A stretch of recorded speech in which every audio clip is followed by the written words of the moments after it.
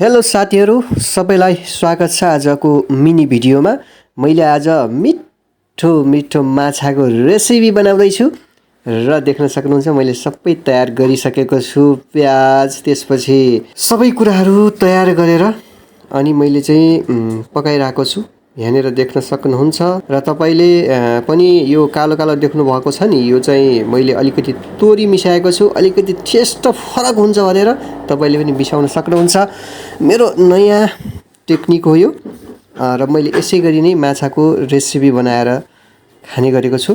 अलिकति तपाईले चाहिँ पिसेको तोरी मैले मिसाएको छु, तपाईले त्यतिकै तोरी पनि मिसाउन सक्नुहुन्छ र यसरी मजासँग चाहिँ मैले पकाइरहेको छु। र पकाउने आफ्नो आफ्नो तरिका हुन्छ, तपाईले कसरी पकाउनुहुन्छ है कमेन्ट गर्नु होला सबै साथीहरूले। मेरो फरक तरिका छ र आफ्नो आफ्नो तरिकाले पकाएर आफ्नो आफ्नो स्वादमा खाने हो सबैले र मेरो तरिका यो छ र मैले अलिकति यो मिक्सरमा पिसेको थिएँ। यो मसलाहरू यो पकाउँदैछु।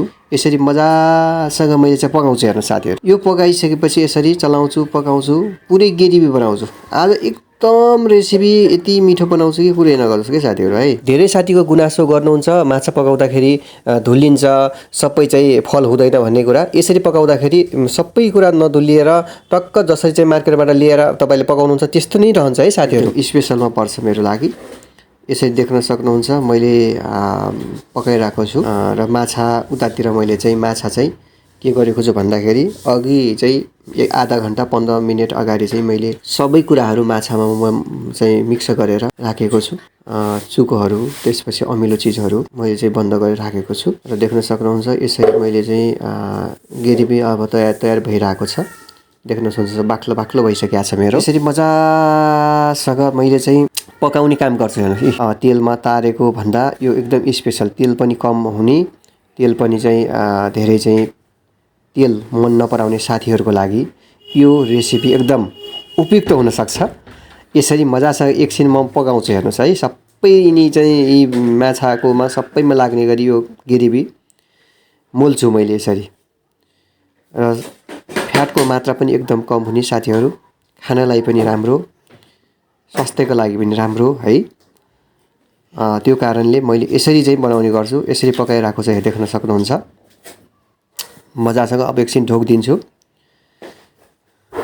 अब ढोकिसकेपछि अब तयार हुँदैछ। हेर्नुहोस् यसरी मजासँग पाकिरहेको छ। यति टेस्टी हुन्छ साथीहरू, यो कुरै नगर्नुहोस् कि सधैँ खाने कुराहरू यही नै हो। मैले यसरी लगभग मेरो माछाको रेसिपी तयार हुने क्रममा छ र तपाईले यो पकाइसकेपछि यो ग्रेभीमा पकाइसकेपछि तपाईले आवश्यकता अनुसार झोल रस कति बनाउन सक्नुहुन्छ त्यही किसिमले चाहिँ पानी थप्न सक्नुहुन्छ है साथीहरू।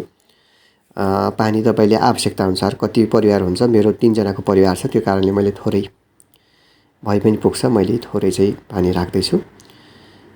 यति पानी राखेँ मैले र तपाईले योभन्दा बढी पनि राख्न सक्नुहुन्छ। अब कम एक्लै हुनुहुन्छ भने अझ कम पनि गराउन सक्नुहुन्छ र आवश्यकता अनुसार पानी चाहिँ राख्न सक्नुहुन्छ है साथीहरू, त्यही अनुसारले गराउनु होला। र अब तयार भइसकेको छ। अब मैले तयार भइसक्यो। हेर्नुहोस् माछा चाहिँ कति धुलिएको छैन है साथीहरू। यसरी पकाउँदाखेरि तपाईँको माछा चाहिँ जसरी चाहिँ तपाईँले मार्केटबाट काटेर ल्याउनुहुन्छ त्यस्तै नै रहन्छ। तपाईँले खाँदासम्म, भागमा खाँदासम्म रहन्छ। पक्कै पनि यति हेरिसकेपछि साथीहरूले पनि विश्वास लिनुभयो होला।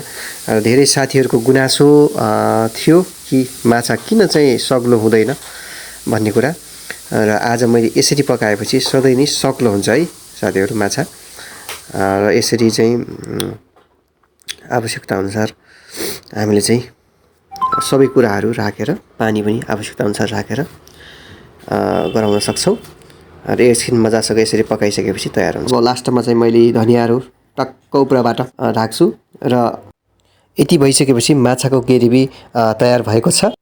पक्कै पनि इटिङ होम च्यानललाई तपाईँलाई लाइक, सब्सक्राइब र सेयर गर्नुहोला मनपर्छ भने, र प्रतिक्रिया दिनुहोला, कमेन्ट गर्नुहोला। र आजको मिनी भिडियोबाट बाई बाई।